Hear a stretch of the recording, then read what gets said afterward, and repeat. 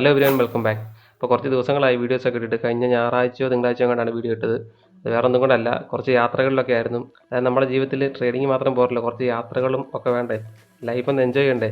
Enjoyment ഇല്ലാത്ത life എന്ന് പറഞ്ഞാൽ ഭയങ്കര മടുപ്പാണ്. അതുകൊണ്ട് നമ്മൾ ലൈഫിൽ കുറച്ചൊക്കെ എൻജോയ്മെൻറ്റ് വേണമല്ലോ. അപ്പോൾ അത് കഴിഞ്ഞിട്ടേ ഉള്ളൂ ഞാൻ മറ്റു കാര്യങ്ങളൊക്കെ പിടിക്കാറുള്ളൂ.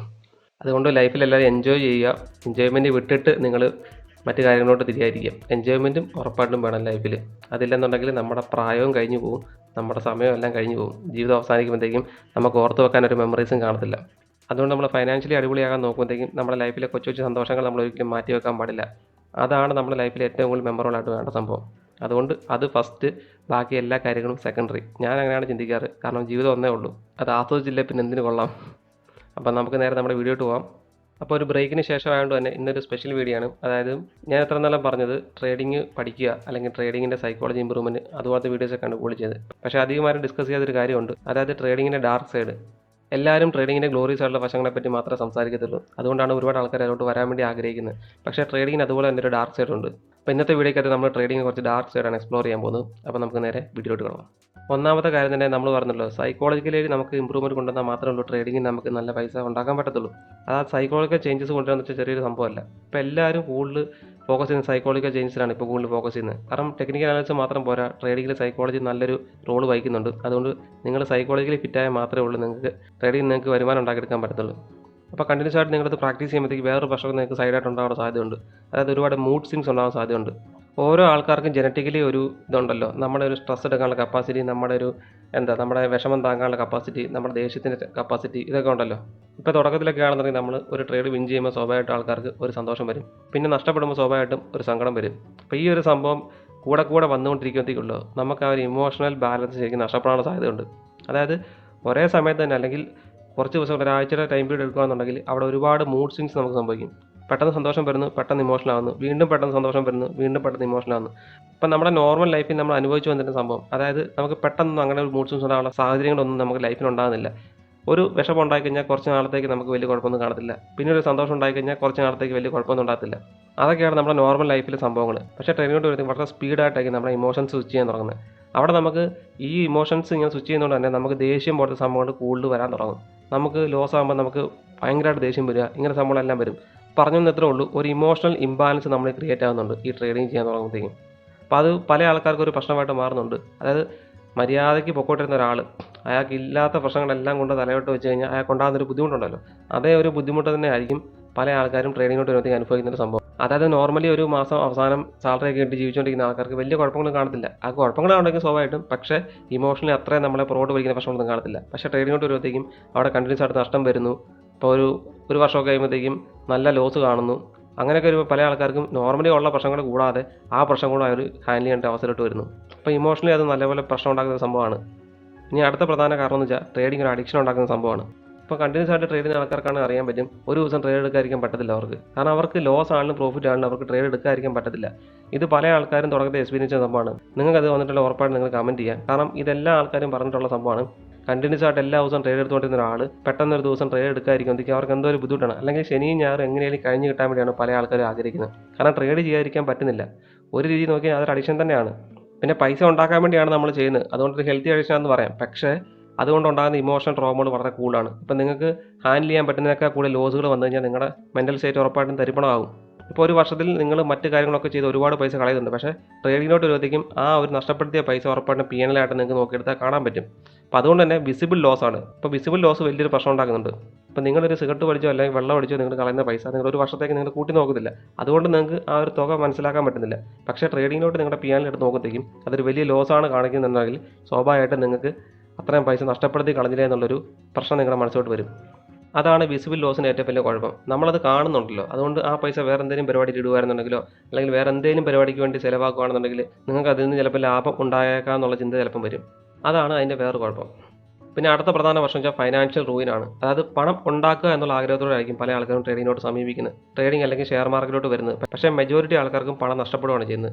ഒരു ഫൈനാൻഷ്യൽ സ്റ്റെബിലിറ്റി ഉണ്ടാക്കാൻ വേണ്ടി പല ആൾക്കാരും ഷെയർ മാർക്കറ്റിൽ വന്നിട്ട് അവസാനം അവർക്കുള്ള ഫൈനാൻഷ്യൽ സ്റ്റെബിലിറ്റി പോലും ഇല്ലാത്ത പോയ അവസ്ഥകളാണ് ഇവിടെ കൂടുതലും കാണാൻ പറ്റുന്നത്. അതിൻ്റെ ഒന്നാമത്തെ കാരണം ഇത് നമ്മൾ ട്രേഡ് ചെയ്താൽ മാത്രമേ നമുക്കിത് പഠിക്കാൻ പറ്റത്തുള്ളൂ. അപ്പോൾ ട്രേഡ് ചെയ്യുമ്പോൾ സ്വാഭാവികമായിട്ട് ലോസ് ആകും. അതായത് ക്രിക്കറ്റ് കളിക്കുന്നതന്നെയാണ്, നമുക്ക് ക്രിക്കറ്റ് കളിച്ച് ഔട്ടാകാതെ ഒരിക്കലും ക്രിക്കറ്റ് കളിക്കാൻ പറ്റത്തില്ല. അതായത് വെള്ളം കുടിക്കാതെ ഒരിക്കലും നമുക്ക് നീന്തൽ പഠിക്കാൻ പറ്റത്തില്ല എന്ന് പറഞ്ഞ പോലെ തന്നെയാണ് ഈ സംഭവം. പക്ഷേ ട്രേഡ് ചെയ്യുമ്പോഴത്തേക്കും നമുക്ക് നഷ്ടം വരും സ്വാഭാവികമായിട്ടും. ആ നഷ്ടങ്ങൾ കൂടി വരുമ്പോഴത്തേക്കും നമുക്ക് സ്വാഭാവികമായിട്ടും നമ്മുടെ ഇമോഷണൽ ബാലൻസിനെ അത് നശിപ്പിക്കുക തന്നെ ചെയ്യും. അതായത് ഒരു 90% ആൾക്കാർ ലോസ് ഉണ്ടാക്കുന്ന ഒരു മേഖലയാണ് ട്രേഡിങ്. പക്ഷേ നമ്മൾ ഫൈനാൻഷ്യലി നമ്മൾ ബുദ്ധിപരമായിട്ട് നീങ്ങാൻ വേണ്ടിയാണ് നമ്മൾ ട്രേഡിങ്ങിലോട്ട് വരുന്നത് തന്നെ. ട്രേഡിംഗ് അല്ലെന്നുണ്ടെങ്കിൽ ഷെയർ മാർക്കറ്റ് ഇൻവെസ്റ്റിംഗ് ആണ് ഏറ്റവും ബെസ്റ്റ് ഓപ്ഷൻ. പക്ഷേ ട്രേഡിങ്ങിലോട്ടാണ് പല ആൾക്കാരും കൂടുതൽ ഫോക്കസ്ഡ് ആകുന്നത്. അതുകൊണ്ടാണ് ഞാൻ ട്രേഡിംഗ് എന്ന് പ്രത്യേകം പറഞ്ഞത്. അപ്പോൾ ഫൈനാൻഷ്യൽ സ്റ്റെബിലിറ്റി ഉണ്ടാക്കാൻ വേണ്ടി വരുന്ന സ്ഥലത്ത് നിന്ന് തന്നെ നിങ്ങൾക്ക് ഉള്ള ഫൈനാൻഷ്യൽ സ്റ്റെബിലിറ്റി കൂടെ പോകുന്നൊരു സംഭവമാണ് ട്രേഡിംഗ്. അപ്പോൾ അത് ട്രേഡിങ്ങിൻ്റെ ഡാർക്ക് സൈഡാണ്. പിന്നീട് അടുത്ത പ്രധാന പ്രശ്നം എന്ന് വെച്ചാൽ stress and mental health issues ആണ്. ട്രേഡിങ്ങിൽ വരുന്ന പ്രശ്നങ്ങൾ നമുക്ക് സ്വാഭാവികമായിട്ട് നമ്മുടെ മെൻ്റൽ ഹെൽത്തിനെ ഒരുപാട് ബാധിക്കുന്നുണ്ട്. കാരണം ഒരുപാട് ഇമോഷണൽ തിങ്സ് നമുക്ക് നടക്കുന്നുണ്ടല്ലോ. അതുകൊണ്ട് നമുക്ക് സ്വാഭാവികമായിട്ട് നമ്മുടെ മെൻ്റൽ ഹെൽത്തിനെ അത് നല്ല രീതിയിൽ ബാധിക്കുന്നുണ്ട്. ഒരുപാട് ആൾക്കാർക്ക് ആങ്സൈറ്റി അല്ലെന്നുണ്ടെങ്കിൽ ഡിപ്രഷൻ അല്ലെന്നുണ്ടെങ്കിൽ ബേൺ ഔട്ട് ആവുക, ഇതുപോലെ കാര്യങ്ങൾ ഒരുപാട് ആൾക്കാർ പറയുന്നത് കേട്ടിട്ടുണ്ട്. അതായത് ഇതൊരു ചെറിയൊരു സംഭവമല്ല. ട്രേഡിംഗ് പറഞ്ഞാൽ നമുക്ക് ഒരുപാട് തലകൊണ്ട് പ്രവർത്തിക്കേണ്ട സംഭവമാണല്ലോ. നമ്മൾ ഒരുപാട് ബ്രെയിൻ അവിടെ വർക്കൗട്ട് ചെയ്യുന്നുണ്ട്. അപ്പം ബ്രെയിൻ ഒരുപാട് നമ്മൾ ഉപയോഗിക്കുമ്പോഴത്തേക്കും സ്വാഭാവികമായിട്ട് നമ്മൾ ബേൺ ഔട്ട് ആകാനോ അല്ലെന്നുണ്ടെങ്കിൽ മെൻ്റൽ സ്ട്രെസ് കൂടാനുള്ള സാധ്യതയുണ്ട്. പിന്നെ ട്രേഡിങ്ങിലൂടെ വരുന്ന മെൻ്റൽ ഹെൽത്തിന് വലിയ ഇമ്പോർട്ടൻസ് ഉണ്ട്. അതായത് ട്രേഡിങ്ങിലൂടെ നിങ്ങൾക്ക് നഷ്ടം ഉണ്ടാകുന്ന സ്വാഭാവികമായിട്ട് നിങ്ങൾ മറ്റൊരാളോട് പറയത്തില്ല. നിങ്ങൾ വളരെ ഐസൊലേറ്റഡ് ആയിക്കാൻ ചിന്തിക്കുന്നത്. കാരണം നിങ്ങളുടെ തീരുമാനമല്ല നിങ്ങളുടെ മാത്രമായിരിക്കുമല്ലോ. അതുകൊണ്ട് നിങ്ങൾ ഒരു നഷ്ടം ഉണ്ടാക്കിയ ഫീൽഡിനെ പറ്റി നിങ്ങൾ ഒരിക്കലും നിങ്ങളുടെ വീട്ടുകാരോടോ അല്ലെങ്കിൽ കൂട്ടുകാരോടോ മറ്റാരോടോ നിങ്ങൾ ചർച്ച ചെയ്തില്ല. കാരണം അവർ ചിലപ്പോൾ നിങ്ങളെ ഒരു കോമാളിയായിട്ട് ചിത്രീകരിച്ചേക്കാം. അതുകൊണ്ട് ട്രേഡിങ്ങിൽ നിന്നൊക്കെ ലോസോ അല്ലെങ്കിൽ വലിയൊരു ഇമോഷണൽ പ്രശ്നമോ വരുവാണെന്നുണ്ടെങ്കിൽ പല ആൾക്കാരും അത് ഉള്ളിൽ ഒതുക്കുക തന്നെ ചെയ്യും. അത് പിന്നീട് ഒരു വലിയ പ്രശ്നമായിട്ട് മാറും. പിന്നെ ഒരു ഗ്രൂപ്പ് ഓഫ് ആൾക്കാർ, അതായത് കൂട്ടുകാർ ഒരുമിച്ച് നിന്നൊക്കെ ട്രേഡ് ചെയ്യുന്ന സെറ്റപ്പ് ആണെന്നുണ്ടെങ്കിൽ നിങ്ങൾക്ക് കുറച്ചുകൂടെ നിങ്ങൾക്ക് മെൻ്റലി കുറച്ച് കൺട്രോൾ ഉണ്ടാക്കിയെടുക്കാൻ പറ്റും. കാരണം നിങ്ങൾ ലോസിലാണെങ്കിൽ അവരും കൂടെ ലോസിലായിരിക്കും. അപ്പോൾ നിങ്ങൾ ഇമോഷണലി വീക്ക് ആകുമ്പോഴത്തേക്കും നിങ്ങൾക്ക് സപ്പോർട്ടീവായിട്ട് നിങ്ങളുടെ കൂട്ടുകാരുണ്ടെന്നുണ്ടെങ്കിൽ ഉറപ്പായിട്ടും നിങ്ങൾക്ക് ഒരു വലിയ പ്രശ്നം ഉണ്ടാകത്തില്ല. പക്ഷേ ഒറ്റയ്ക്ക് ഇരുന്നൊക്കെ ട്രേഡ് ചെയ്യുന്ന ആൾക്കാരാണെങ്കിൽ ഉറപ്പായിട്ടും നിങ്ങൾക്ക് വലിയ ലോസുകൾ വരുവാണെന്നുണ്ടെങ്കിൽ ആ ഒരു പ്രശ്നം നിങ്ങളെ ഒരുപാട് ഹോണ്ട് ചെയ്യും. പല ആൾക്കാരും പറഞ്ഞു കേട്ടിട്ടുണ്ട് ആ സംഭവം. അതായത് ഭയങ്കരമായിട്ട് ഹോണ്ട് ചെയ്യും. നമ്മളെപ്പം വെറുതെ ഇരിക്കുമ്പോഴും നമ്മുടെ ചിന്ത ആ ഒരു ലോസിലായിരിക്കും. നിങ്ങൾക്ക് ഒരു നിമിഷം പോലും ഫ്രീ ആയിട്ടിരിക്കാൻ പറ്റത്തില്ല. സന്തോഷമായിട്ട് എവിടെ ഇരിക്കുന്നോ അപ്പം നിങ്ങളുടെ മനസ്സിലോട്ട് ആ ഒരു തോട്ട് വരും.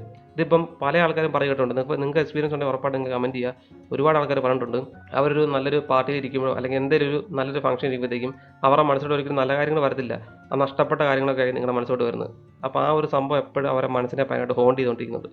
ഇനി അടുത്ത പ്രധാന കാരണം വെച്ചാൽ അൺറിയലിസ്റ്റിക് ആയിട്ടുള്ള എക്സ്പെക്ടേഷൻ ആണ്. ഇതിനൊരു പ്രധാന പങ്ക് സോഷ്യൽ മീഡിയ വഹിക്കുന്നുണ്ട്. അതായത് സോഷ്യൽ മീഡിയ ഭയങ്കരമായിട്ട് ട്രേഡിംഗ് ഒക്കെ പ്രൊമോട്ട് ചെയ്യുന്നുണ്ട്. ഇത് അടിപൊളിയാണ്, ട്രേഡിംഗ് ലൈഫ് സ്റ്റൈൽ എന്ന് വെച്ചാൽ വളരെ അടിപൊളിയാണ്. ഇതുകൊണ്ട് നിങ്ങൾ വന്നാൽ മതി, ഇഷ്ടം പോലെ പൈസ ഉണ്ടാക്കാൻ പറ്റും, നിങ്ങളുടെ എല്ലാ ആഗ്രഹങ്ങളും സാധിക്കും, വേറെ ഒരു പണിക്കും പോകണ്ട, വീട്ടിൽ ചുമ്മാ ഇരുന്നാൽ അത് സിസ്റ്റം ഉണ്ടാക്കി ഇഷ്ടം പോലെ പൈസ ഉണ്ടാക്കാം. ഇങ്ങനെയുള്ള രീതിയിലാണ് ഈ സോഷ്യൽ മീഡിയ ഭയങ്കരമായിട്ട് പ്രൊമോട്ട് ചെയ്യുന്നത്. അല്ല അതിൻ്റെ പുറകെ എടുക്കുന്ന ഹാർഡ് വർക്കിനെ പറ്റി അവർ ഒരിക്കലും ചർച്ച ചെയ്യുന്ന പോലുമില്ല.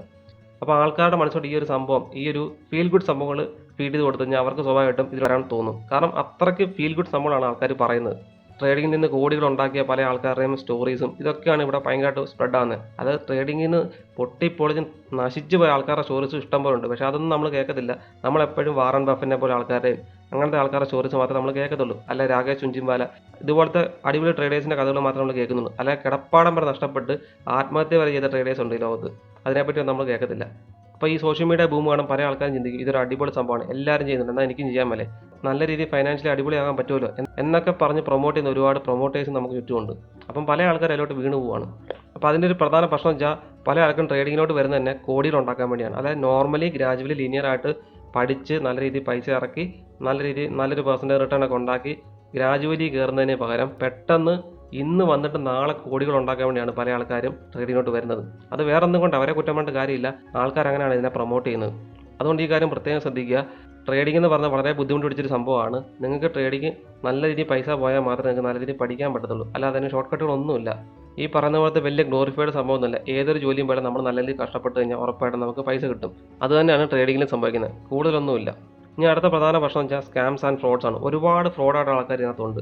ഇപ്പോൾ നിങ്ങൾ ടെലഗ്രാമിലൊക്കെ നോക്കിയാൽ കാണാം, നോർത്ത് ഇന്ത്യൻ ചാനലുകൾ ഇഷ്ടം പോലെ ഉണ്ട്. അതായത് മൂവിയൊക്കെ ഡൗൺലോഡ് ചെയ്യുന്ന സൈറ്റിൽ നിന്നൊക്കെ ഇഷ്ടം പോലെ ആൾക്കാർ ഈ ഒരു ബിറ്റ് കോയിൻ മൾട്ടിപ്ലിക്കേഷൻ അല്ലെങ്കിൽ മണി മൾട്ടിപ്ലിക്കേഷൻ ഇതുപോലത്തെ സംഭവത്തിലോട്ട് ഇഷ്ടം പോലെ ട്രേഡിംഗ് ചാനലുണ്ട്. അപ്പോൾ ഈ ചാനലുകളിലൊക്കെ കൂടുതൽ നടക്കുന്ന ഫ്രോഡ് പരിപാടികൾ തന്നെയാണ്, എല്ലാവർക്കും അറിയാവുന്നതാണ്. പക്ഷേ അതിനകത്തൊക്കെ പോയി തലവെച്ച് കൊടുക്കുന്ന ഇഷ്ടംപോലെ ആൾക്കാരുണ്ട്. ഈ ഉരുവി തന്നെ പറഞ്ഞേക്കാം 1 കോടി 2 കോടിയൊക്കെ രൂപ അത്രയും വലിയ പൈസകളൊക്കെ പല ആൾക്കാരും ഇതുപോലത്തെ സ്ഥലത്തൊക്കെ ഉണ്ടാക്കിയിട്ട് നഷ്ടപ്പെടുത്തി കളയുന്നുണ്ട്. അപ്പോൾ പൈസ ഇല്ലാത്തവരാണെങ്കിലും ശരി പൈസ ഉള്ള ആൾക്കാരാണെങ്കിലും ശരി രണ്ടുപേരും ഈ തട്ടിപ്പിനൊക്കെ വിധേയമാകുന്നുണ്ട്. ഇന്നത്തെ കാലത്ത് നമ്മളെ പറ്റിക്കാൻ നല്ല പ്രഗത്ഭരായ ആൾക്കാർ, ട്രെയിൻഡ് ആയിട്ട് ആൾക്കാർ ഇഷ്ടം പോലെ ഉണ്ട്. കാരണം അവരുടെ പ്രൊഫഷൻ തന്നെ അതാണ്. കാരണം ഇപ്പോൾ എല്ലാം ഓൺലൈനായിട്ടാണല്ലോ കള്ളത്തരങ്ങൾ. അതുകൊണ്ട് പോലീസിന് പോലും ട്രാക്ക് ചെയ്യാൻ പറ്റത്തില്ല പല കാര്യങ്ങളും. അപ്പോൾ നമ്മുടെ ഈ ഗ്രീഡ് മെൻറ്റാലിറ്റിയും ഇതും കൂടെ ടൈ അപ്പ് ആകുമ്പോഴത്തേക്കും സ്വാഭാവികമായിട്ടും നമ്മൾ അങ്ങോട്ട് അട്രാക്റ്റ് ആവും. അവർ നമ്മളെ നല്ല രീതിയിൽ പറ്റിച്ചിട്ട് നമ്മുടെ പൈസ കൊണ്ട് പോവുകയും ചെയ്യും. അതുകൊണ്ട് ഒരിക്കലും ഈ മണി മൾട്ടിപ്ലിക്കേഷൻ, ബിറ്റ്കോയിൻ ഇരട്ടിയാക്കുക, ഇങ്ങനത്തെ പരിപാടികളൊന്നും ഒരിക്കലും കൊണ്ട് തലവെച്ച് കൊടുക്കാൻ പാടില്ല. നിങ്ങൾ ആർക്കെങ്കിലും പൈസ കൊടുത്ത് ട്രേഡ് ചെയ്യുന്നുണ്ടെന്നുണ്ടെങ്കിൽ ഉറപ്പായിട്ടും അവരുടെ ജെന്യൂനിറ്റി ഉറപ്പ് വരുത്തുക. എന്നിട്ട് മാത്രമേ നമ്മൾ അതിനകത്തോട്ട് ഇറങ്ങാൻ പാടുള്ളൂ. അല്ലാതെ ഒരിക്കലും ഒരാളുടെ ഈ പൈസ കൊടുത്തിട്ട് ട്രേഡ് ചെയ്തോളാൻ പറഞ്ഞാൽ ഒരിക്കലും കൊടുക്കാൻ പാടില്ല. കേരളത്തിൽ തന്നെ ഇഷ്ടംപോലെ ആൾക്കാരുടെ പൈസ അങ്ങനെ പോയിട്ടുണ്ട്. യൂട്യൂബിൽ തന്നെ ഇഷ്ടംപോലെ കഥകൾ കാണാൻ പറ്റുന്നുണ്ട്. നിങ്ങൾക്ക് പേഴ്സണലായിട്ട് അങ്ങനെ വലിയ അനുഭവം ഉണ്ടെങ്കിൽ ഉറപ്പായിട്ടും കമൻറ്റ് ചെയ്യുക. ആരെങ്കിലും ട്രേഡ് ചെയ്ത് പൈസ ഇരട്ടിപ്പിച്ച് തരാമെന്ന് പറഞ്ഞ് നിങ്ങളുടെ പൈസ മേടിച്ചിട്ട് നിങ്ങളെ പറ്റിച്ച പൈസയായിട്ട് കടന്നു പോയിട്ടുണ്ടെങ്കിൽ ഉറപ്പായിട്ടും നിങ്ങൾ കമൻറ്റ് ചെയ്യുക. ഇനി അടുത്തൊരു പ്രധാന സംഭവം എന്ന് വെച്ചാൽ മാർക്കറ്റ് മാനിപ്പുലേഷൻ ആണ്. അതായത് നിങ്ങൾ എന്തൊക്കെ സാധനങ്ങൾ പഠിച്ചാലും ഇതെല്ലാം ഒരു മാനിപ്പുലേറ്റ് ആയിട്ടാണ് നീങ്ങുന്നത് എല്ലാവർക്കും അറിയാം. പക്ഷേ അത് എത്രമാത്രം ശരിയാണോ തെറ്റാണോ എന്ന് നമുക്കറിയത്തില്ല. പക്ഷേ മാനിപ്പുലേറ്റ് ചെയ്യുന്നുണ്ടെന്ന് തന്നെയാണ് പല പ്രഗത്ഭരും പറയുന്നത്. അതുകൊണ്ട് നമ്മൾ പഠിച്ച പല കാര്യങ്ങളും അതുപോലെ തന്നെ ചിലപ്പോൾ വർക്കൗട്ട് ആവാനുള്ള സാധ്യത ഷെയർ മാർക്കറ്റിൽ വളരെ കുറവാണെന്ന് തന്നെ പറയാം. കാരണം ഇൻസ്റ്റിറ്റ്യൂഷൻസ് ആണ് മാർക്കറ്റ് മൂവ് ചെയ്യുന്നത്. ഇൻസ്റ്റിറ്റ്യൂഷൻസിന് എപ്പോഴാണ് അവർക്ക് ലിക്വിഡിറ്റി വേണ്ട അവർ ലിക്വിഡിറ്റി ഉണ്ടാക്കും, എപ്പോഴാണ് അവർക്ക് വിൽക്കേണ്ട അവർ വിൽക്കും. പിന്നെ ഇഷ്ടംപോലെ പൈസയുള്ള ആൾക്കാരും കാണില്ല, അവരൊക്കെയാണ് ഈ മാർക്കറ്റ് കൺട്രോൾ ചെയ്യുന്നത്. ഇപ്പം നമുക്ക് അതിൻ്റെ കൂടെ ഒഴുക്കിനൊത്ത് പോകാമെന്ന് പറഞ്ഞാൽ അവരുടെ കൂടെ പോകാൻ പറ്റുന്നെങ്കിൽ മാത്രമേ ഉള്ളൂ നമുക്ക് ട്രേഡിങ്ങിൽ വിജയിക്കാൻ പറ്റത്തുള്ളൂ. അല്ലാതെ നമ്മുടെ ഓൾഡ് സ്കൂളായിട്ട് സാധനങ്ങൾ മാത്രം പഠിച്ചിട്ട് ഇങ്ങനത്തെ കുറച്ച് സംഭവങ്ങൾ മാത്രം പഠിച്ചാൽ നമുക്ക് അത് ചെയ്യാൻ പറ്റും. കാരണം കുറച്ച് മാനിപ്പുലേറ്റഡ് സംഭവങ്ങൾ ഇത് നടക്കുന്നുണ്ട്. അപ്പം നമുക്കത് മനസ്സിലാക്കാനുള്ള ഒരു കോമൺ സെൻസ് വേണം നമുക്ക് ട്രേഡിങ്ങിൽ വിജയിക്കുന്നുണ്ടെങ്കിൽ. പിന്നെ ഫോറക്സ് മാർക്കറ്റിൽ മാനിപ്പുലേഷൻ ഒക്കെ കുറവാണ്, അല്ലെങ്കിൽ ഇല്ലെന്ന് തന്നെ പല ആൾക്കാരും പറയുന്നുണ്ട്. കാരണം വെച്ചാൽ ഫോറക്സ് മാർക്കറ്റിൻ്റെ വോളിയം വളരെ കൂടുതലാണ്. അതുകൊണ്ട് തന്നെ അവിടെ മാനിപ്പുലേറ്റ് ചെയ്യാൻ പറ്റത്തില്ലെന്നാണ് പല ആൾക്കാരും പറയുന്നത്. പക്ഷേ നമുക്ക് പൂർണ്ണമായിട്ടും പറയാൻ പറ്റുന്നില്ല. ഏതൊക്കെ സ്ഥലങ്ങൾ മാനിപ്പുലേറ്റ് ചെയ്യുക അവിടെ എല്ലാം മനുഷ്യൻ മാനിപ്പുലേറ്റ് ചെയ്യും. അതിപ്പം ഷെയർ മാർക്കറ്റ് ആണെങ്കിലും ശരി, ഏത് ഫീൽഡാണെങ്കിലും ശരി, മാനിപ്പുലേറ്റ് ചെയ്യാൻ പറ്റുന്ന എല്ലാ സ്ഥലങ്ങളും മനുഷ്യൻ മാനിപ്പുലേറ്റ് ചെയ്യും. അതുകൊണ്ട് അത് പൂർണ്ണമായിട്ടും വിശ്വസിക്കാൻ പറ്റത്തില്ല. എന്നാലും നിങ്ങൾ ട്രേഡിങ്ങോട്ട് വരുമ്പോഴത്തേക്കും ഇങ്ങനൊരു സംഭവം ഉറപ്പായിട്ട് നിങ്ങൾ മനസ്സിലാക്കുക. ട്രേഡിങ്ങിൽ നല്ല രീതിയിൽ മാനിപ്പുലേഷൻ ഉണ്ടെന്നാണ് പല ആൾക്കാരും പറയുന്നത്. ഇനി അടുത്ത പ്രധാന സംബന്ധിച്ച ഫിസിക്കൽ ഹെൽത്ത്. മെൻ്റൽ ഹെൽത്ത് മാത്രമല്ല, നിങ്ങളുടെ ഫിസിക്കൽ ഹെൽത്തും ട്രേഡിംഗ് കാണാൻ ബുദ്ധിമുട്ടിലാവാനുള്ള സാധ്യതയുണ്ട്. അതായത് നിങ്ങളുടെ കോൺസ്റ്റൻ്റ് ആയിട്ടുള്ള നിങ്ങളുടെ മൂഡ് സ്വിങ്സും മറ്റു കാര്യമൊക്കെ വരുമ്പോഴത്തേക്കും നിങ്ങൾക്ക് ഹാർട്ട് അറ്റാക്കോ അല്ലെന്നുണ്ടെങ്കിൽ അങ്ങനെ എന്തെങ്കിലുമൊക്കെ സംഭവങ്ങളിലോട്ടൊക്കെ നിങ്ങൾ എത്താനുള്ള സാധ്യത വളരെ കൂടുതലുണ്ട്. കാരണം ഇതെല്ലാം ഒരു ഹോർമോൺ അല്ലേ. ഇപ്പം നമ്മൾ സന്തോഷം വരുമ്പോൾ നമുക്ക് ഡോപ്പമിൻ ഉണ്ടാകും, നമുക്ക് സങ്കടം വരുമ്പോൾ സെറട്ടോണിൻ അങ്ങനെയാണെന്ന് തോന്നുന്നു, അങ്ങനെ ഒരു ഹോർമോൺ ഉണ്ടാകും.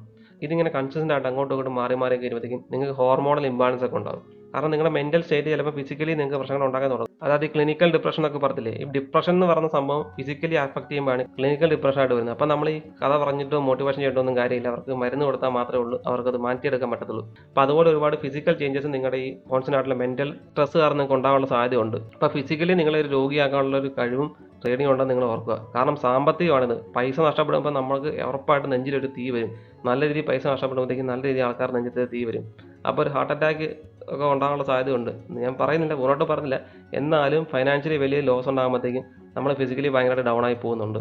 അതാണ് എൻ്റെ ഒരു ഫാക്റ്റ്. അപ്പോൾ ഇതൊക്കെയാണ് ട്രേഡിങ്ങിൻ്റെ ഒരു ഡാർക്ക് സൈഡ്. അപ്പോൾ ഇത് കുറച്ചുകൂടെ കൂടുതൽ സംഭവങ്ങളുണ്ട്. അപ്പോൾ ഇത് ഉറപ്പായിട്ട് നിങ്ങൾ ട്രേഡിങ്ങിലോട്ട് വരുന്ന ഓരോ ആൾക്കാരും മനസ്സിലാക്കിയിരിക്കുക. അപ്പോൾ നിങ്ങൾ ഈ സോഷ്യൽ മീഡിയ കാണുന്ന അത്ര ഗ്ലോറിച്ചുള്ള സംഭവമൊന്നുമില്ല ട്രേഡിങ്. നല്ല ബുദ്ധിമുട്ടുണ്ട്, നല്ല രീതിയിൽ പൈസ പോകും, നല്ല മെൻ്റൽ സ്ട്രെസ് ഉണ്ട്. ഇതെല്ലാം ട്രേഡിങ്ങിനകത്തുണ്ട്. അപ്പോൾ ഇതെല്ലാം നിങ്ങൾക്ക് തരണം ചെയ്യാനുള്ള കഴിവുണ്ടെങ്കിൽ മാത്രമേ ഉള്ളൂ നിങ്ങൾക്ക് ട്രേഡിങ്ങിനകത്ത് നിങ്ങൾക്ക് വിജയിക്കാൻ പറ്റത്തുള്ളൂ. പക്ഷേ ഏതൊരു മേഖലയിലും നമ്മൾ കഷ്ടപ്പെട്ടാൽ മാത്രമേ നമുക്ക് വിജയം കൈവരിക്കാൻ പറ്റത്തുള്ളൂ. അതങ്ങനെയാണ്. അത് ഏത് മേഖലയാണ് നിങ്ങൾ തീരുമാനിക്കാം. അതെനിക്ക് ഒരിക്കലും നിങ്ങൾക്ക് പറയാൻ പറ്റില്ല. നിങ്ങളോട് ട്രേഡിങ്ങോട്ട് വരരുതെന്നോ വരണമെന്നോ ഒന്നും എനിക്ക് പറയാൻ പറ്റത്തില്ല. നിങ്ങളുടെ ഇഷ്ടമാണ് നിങ്ങളുടെ കരിയർ. നിങ്ങൾ ഏത് കരിയർ ചൂസ് ചെയ്താലും അത് മനോഹരമാക്കാൻ വേണ്ടി, അല്ലാതെ അടിപൊളിയാക്കാൻ വേണ്ടി നിങ്ങൾ ഏതൊരറ്റം വരാൻ പോവുക. അത് മാത്രമേ നമുക്ക് ചെയ്യാൻ പറ്റുള്ളൂ. ചില ആൾക്കാർക്ക് ഫെയിലിയർ ഉണ്ടാകാം, ചില ആൾക്കാർക്ക് സക്സസ് ഉണ്ടാകാം. ഫെയിലിയർ ഉണ്ടായി കഴിഞ്ഞാൽ നമ്മൾ ഫെയിലിയർ നോക്കിയിരിക്കാതെ അടുത്ത പരിപാടിയോട്ട് പെട്ടെന്ന് തുടങ്ങുക. അത്രേ ഉള്ളൂ. കാരണം ജീവിതം വളരെ ചെറുതാണ്. നമ്മളെപ്പോഴും വിധിക്ക് അടിമപ്പെട്ട് പോകാതെ നമ്മൾ ഉറപ്പായിട്ടും ഒരു ഫീനിക്സ് പക്ഷിയെ പോലെ പറന്നു വരിക. അത്ര എനിക്ക് പറയാൻ പറ്റത്തുള്ളൂ. നമ്മുടെ ലൈഫ് സക്സസ് ആക്കേണ്ടത് നമ്മുടെ ഉത്തരവാദിത്തമാണ്. എന്നാൽ മാത്രമേ നമുക്ക് ആഗ്രഹിക്കുന്ന പോലെ ജീവിക്കാൻ പറ്റത്തുള്ളൂ. അപ്പം നിങ്ങളുടെ സക്സസ് ഏത് രീതി വേണമെന്നുള്ള കാഴ്ചപ്പാട് നിങ്ങളുടെയാണ്. ചില ആൾക്കാർക്ക് സാമ്പത്തികമായിട്ട് ഉയർച്ച വന്നാൽ മാത്രമേ സന്തോഷമായിട്ട് ജീവിക്കാൻ പറ്റുള്ളൂ. ചില ആൾക്കാർക്ക് അത് വേണമെന്നില്ല. നല്ല രീതിയിൽ ലൈഫൊക്കെ എക്സ്പ്ലോർ ചെയ്ത് വലിയ സാമ്പത്തികമൊന്നും വേണ്ട, ആ രീതിയിലൊക്കെ ജീവിച്ചാലും അവർക്ക് സന്തോഷമായിട്ട് ജീവിച്ചാൽ മതി എന്നുള്ള കാഴ്ചപ്പാടുള്ള ആൾക്കാരും ഉണ്ട്. അപ്പോൾ അതൊക്കെ ഓരോരുത്തരുടെ വ്യക്തിപരമായ കാര്യമാണ്. അപ്പം നിങ്ങളുടെ ലൈഫിൽ സന്തോഷമാക്കാൻ വേണ്ടി എന്തെല്ലാം കാര്യങ്ങളൊക്കെ ചെയ്യാവോ അതെല്ലാം നിങ്ങൾ ചെയ്യുക. അപ്പോൾ എല്ലാവർക്കും പുതുവർഷത്തിൽ ഒരു നല്ല ഫ്യൂച്ചർ ആശംസിക്കുന്നു. ഇതുപോലത്തെ ഒരു അടിപൊളി വീഡിയോ ആയിട്ട് വീണ്ടും കാണാം. അതുവരെ happy investing, happy trading. See in the next video.